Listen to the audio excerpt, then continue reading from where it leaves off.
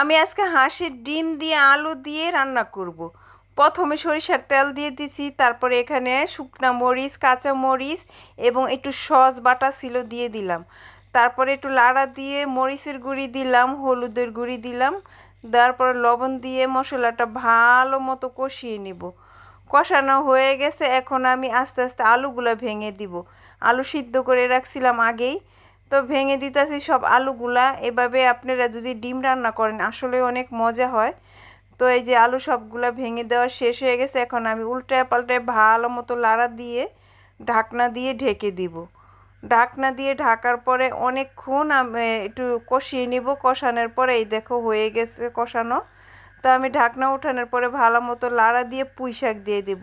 এই পুঁই শাকগুলো আমাদের গাছের, একদম তাজা, সার ছাড়া, এত মজা আর বইলে বুঝাইতে পারবো না। তরকারিটা হেভি মজা হয়েছিল।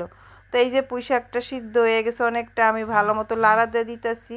লাড়া দেওয়ার পরে সুন্দর মতো এখন ডিমগুলা দিয়ে দিব। হাঁসের ডিম, আমি 5টা হাঁসের ডিম রান্না করব। তো দেওয়া হয়ে গেছে। ছোট্ট একটা মালসা ছিল, ওই মালসা ধুয়ে আমি পানি দিয়ে দিলাম। দেওয়ার পরে এই যে ঢাকনা দিয়ে ঢেকে দিছিলাম, ঢাকনা উঠানোর পরে তরকারিটা হয়ে গেছে প্রায়। এখন আমি গরম মশলা দিয়ে তরকারিটা নামিয়ে